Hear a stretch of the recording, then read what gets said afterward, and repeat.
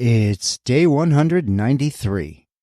It's also November 15th, 2019, and we are in Vicksburg, Arizona. You ever wake up in the morning and ask yourself, what am I doing? And more importantly, why? Yeah, me too. Hi, my name's Craig, and this is my story. A story about life out there. For visuals while listening, search Life Out There on your favorite social media platform or use the links in the podcast description.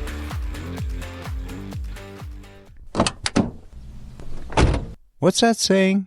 Time flies when you're having fun? Well, reality crashed our camp yesterday when I realized that we were running low on fresh water. And since we had to break camp, pack up, and go fill up, figured we might as well go do some more exploring. So we did. Down 95, past the Parker Dam, up through the foothills into Parker, and driving through the Colorado River Indian Reservation. Just south of Parker, we took Highway 12 to 14 and went out through a place called Bouse. As darkness fell, we stopped at the Bouse Community Park to fill up with water and then head out on Highway 72 in search of the next cool campsite. Now, we've managed to strike gold from time to time and find amazing campsites after dark. Tonight would not be one of those nights. We pressed on until we reached Vicksburg, when I saw what looked like a large graveled area off to the right. So I pulled off onto it, and as Vasilando's headlights swung around, I saw a massive wall of movement. As I slowed to a stop, the senses hit me all at once, and hit pretty hard, actually. Visually, I realized that that wall of movement was actually a sea of cows. Heads bobbing and the occasional white face reflecting in our headlights, not to mention those big brown startled eyes. The sense of smell simultaneously confirmed what I was seeing. I could hear voices barking out orders, echoing from covered and lit facilities well back behind the faces in our headlights. No doubt the stock workers or cowboys shutting things down for the night and prepping for the morning, when no doubt a steady stream of stock trucks would roll over that very graveled lot where we were sitting. It was pretty obvious that we'd wandered into the staging area for a stockyard of some sort. And just as obvious, we did not stay long. But I did observe and listen long enough to ponder how long it had been since I'd witnessed my next hamburger or steak in this form. Still very much alive and being staged for shipment, for processing and ultimately destined for the supermarket shelf. Nicely sterilized and packaged for me to study fat content and price per pound before selecting. But not for a second considering the surroundings in which I currently sat, looking eye to eye with that future hamburger. A run back by there the next morning would show that these particular bovine were of the dairy variety. But same difference, I suppose. I rarely look beyond the expiration date on a carton of milk these days, let alone think about the facility from which it came, or that facility might be in the middle of an Arizona desert. Now by this time it's well into the night and I'm tired of driving. So we headed out a little further to where I knew I'd find Interstate 10 and the obligatory truck stop. And as predicted, just up the road a patch, I-10 passes through carrying an endless river of every imaginable type of vehicle in and out of the Phoenix metro area, some 100 miles to the east. And indeed, that obligatory truck stop was there. We pulled in around a couple dozen semis, dodged some super huge potholes, and took our spot at the back of a big patch of dirt. And after a walk, we settled in for the night as I drifted off to sleep amidst the hum of semis wrapping us safely on three sides, tucking us in for the night, into that desert just to our right. I thought, how I wasn't quite ready to drive headfirst into those 5 million or so folks in the Phoenix metro area. I wasn't sure what direction we'd go in the morning, but I was fairly certain it would not be east. The following morning, we awoke to silence.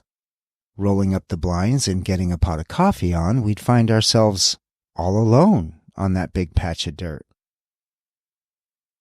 Apparently, the semis around here are on a tight schedule and we're off to an early start at the break of dawn. That lot full of semis that we had gone to sleep amidst was empty. It was just us. I maneuvered vacilando a few hundred feet to a corner of that lot, adjacent a small patch of desert, where Dougie and I would embark on our first walk of the day. The first thing we'd notice was all the trash. We'd spent so much time in recent months so far away from large populations that it was kind of a disappointing reminder of what happens to the landscape when you inject a few million humans. Nonetheless, we decided to stick around here for the morning, have some breakfast, and do some reading about the areas that we'd passed through over that 85 miles between us and Lake Havasu City. First up, Parker, Arizona, the place for which the Parker Dam was named.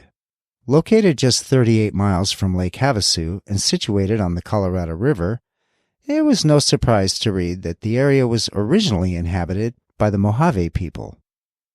The Mojave people are a part of the Yuman-speaking tribe and are believed to have migrated to the area from the northwest over 1,000 years ago. They would inhabit this part of the Mojave Desert for centuries, primarily as agriculturalists, growing crops such as corn, beans, and squash along the fertile banks of the Colorado River. They also engaged in fishing, hunting, and gathering. The river was central to their way of life, providing water for irrigation and a means of transportation. They were also known for their distinctive pottery, basketry, and tattoos.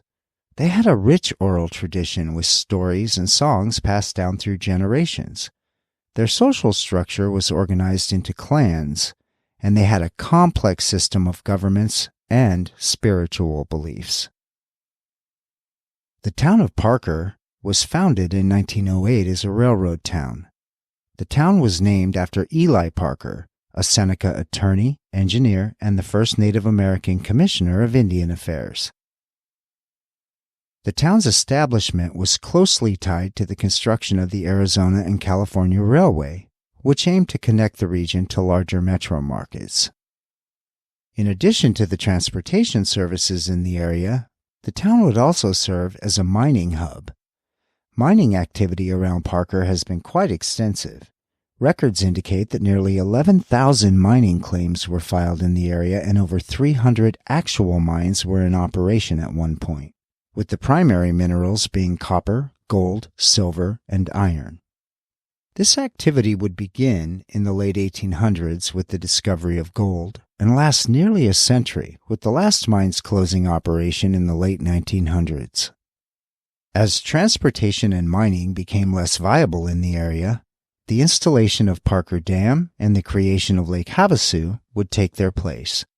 These brought flood control as well as a steady water supply, helping to drive the agriculture and tourism industries in the area. Parker would even play an important role in the war effort during World War II. It was home to a large training facility for the U.S. Army, and with power generation at the nearby dam helping to sustain the effort. In the 80 or so years since the installation of the dam, the community has grown to around 3,000, with an economy pretty steadily based in tourism, agriculture, and services. The nearby recreational opportunities around the Colorado River and Lake Havasu continue to draw not only tourists, but a vibrant retirement community as well, looking to enjoy all that outdoor activity. On the agriculture front, you'll find things like cotton, alfalfa, and a thriving melon industry.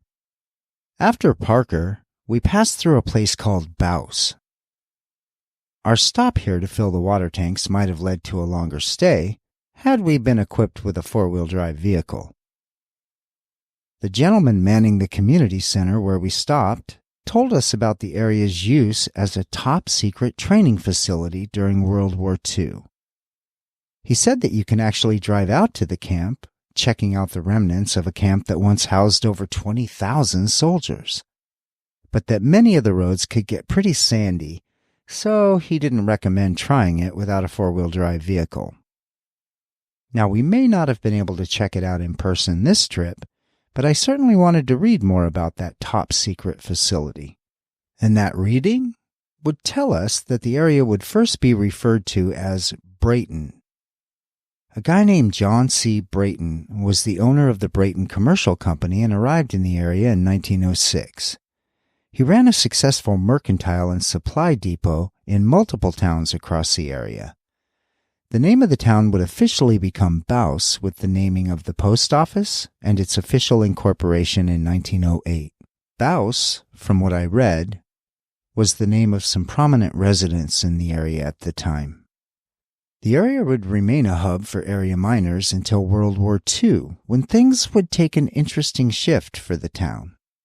In 1943, the U.S. Army would secure over 20 million acres of the Arizona desert in order for the 369th Engineer Battalion to build Camp Bouse. The camp's purpose was designed to train troops on a highly classified project known as the Canal Defense Light, or CDL. This involved using a 150,000 lumen carbon arc lamp mounted on M3 tanks to temporarily blind and disorient an enemy at night. Now, for reference, the average streetlight today produces around 25,000 lumens. Your car's LED headlamps, somewhere between 3,000 and 6,000 lumens. So 150,000 lumens? That was a bright light. The project was so secretive that leaking information could result in imprisonment or even execution under the Espionage Act of 1917. The camp's remote location and strict security measures ensured its activities remained confidential. Several tank battalions, including the 526th Armored Infantry Battalion, the 554th Ordnance Heavy Maintenance Company, and the 9th Tank Group were all stationed at Camp Bouse. It's estimated that between 20 and 30,000 soldiers operated and trained at the camp. The completed camp would even include its own 500,000-gallon water reservoir to serve as a water supply for the camp's activity. But Camp Bouse would be short-lived. While testing was successful, the specially equipped tanks would never be used in combat. It was decided that while the high-power lights would indeed render enemies blind during the nighttime conflicts, they would also light up an otherwise agile and stealthy tank, making it an easy target for enemy aircraft, or even troops armored with anti-tank weaponry positioned in higher elevations around a battlefield. But the technology developed to generate such intense lighting, I'm guessing, went on to be used elsewhere in the U.S. military. Troops would arrive at Camp Bouse beginning in August of 1943, but the camp would be declared surplus by April of 1944. And reports vary as to whether or not the camp was actually destroyed by the military or simply abandoned, leaving the camp to deteriorate in the harsh desert conditions to what can be seen today, some 80 years later, which isn't much. These remnants? Well, they include that 500,000-gallon concrete water catchment area, the occasional concrete foundation here and there, a walkway, with the center of the camp being marked with a flagpole and a U.S. flag, lit up at night with solar-powered lighting. The flagpole is maintained by local volunteers and history preservation organizations in the area. And it's also said that you can still find tank tracks in the Arizona desert if you hike long enough. Now, another new term I would learn when reading about Bouse would be food desert, a term coined in Scotland in the late 1990s, and apparently it's made its way to the U.S., and Bouse is in one. Food deserts are areas where residents have limited access to affordable and nutritious food. These areas can be found in both urban and rural settings and are often characterized by a lack of grocery stores, farmers markets, and healthy food providers. Ironically, and sadly, their presence is also associated with areas of low income, areas in which individuals have poor access to affordable transportation, and areas of high unemployment.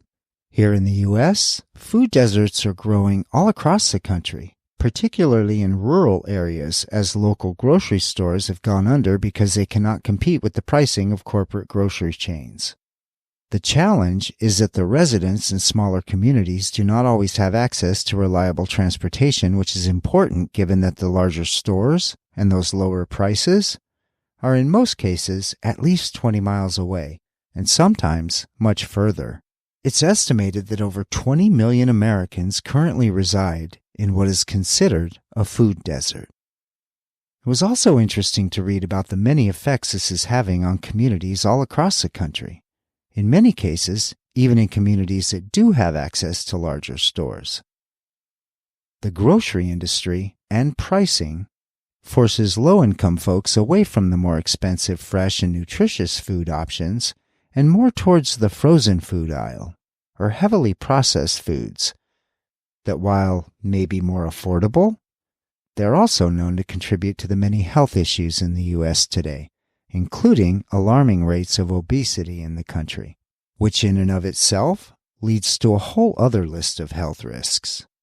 It's an interesting topic, and one I'll likely spend more time on in the future, but for now, just the heightened awareness of how grocery stores work in the country and where they work will be enough.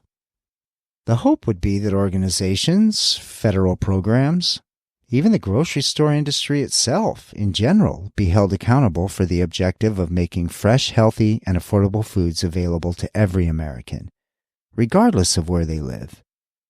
I bet the 700 or so folks that call Bouse home today would agree. And just 20 miles up the road, we'd find our spot on that truck stop parking lot in a place called Vicksburg, population 400. Now, not unlike Bouse and many communities in the area, Vicksburg would be established as a supply center for mining activity, as well as a post office and other support mechanisms for the local community. Here in Vicksburg, the community was named after Victor E. Soderdahl, a storekeeper who applied for its post office and served as the first postmaster when it opened in 1906. Victor settled in the area primarily due to its potential for development and commerce. As a storekeeper, he saw an opportunity to establish that post office and serve the local community, which was essential for communication and trade in the early 1900s. Not to mention the revenue potential in the numerous mining claims and operations that were popping up all over the area. Today, Vicksburg remains a quiet community. The local economy is primarily driven by a few key industries, and despite its remote location, Vicksburg has an ongoing construction project that contributes significantly to its economy. One notable project is the pavement rehabilitation on US 60 between Vicksburg Road and State Route 72.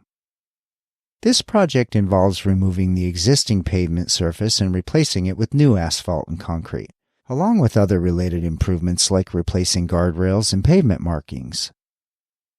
Such infrastructure projects are essential for maintaining and improving transportation routes, which are crucial for the movement of goods and people in and out of and through the area. These projects create jobs and stimulate the local economy.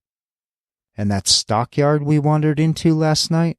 Well, it's called the Vicksburg Feed Yard, and it's a significant facility playing a crucial role in the local agricultural and livestock industry here in Vicksburg. We pulled out of that truck stop in Vicksburg.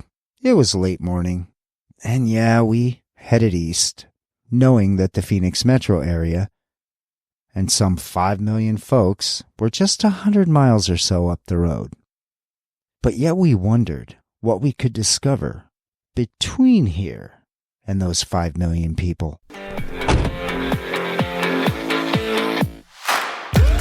Turns out, this thing called life comes with a lot of rules. Maybe it's time to break a few. Because you can. No, seriously, you can.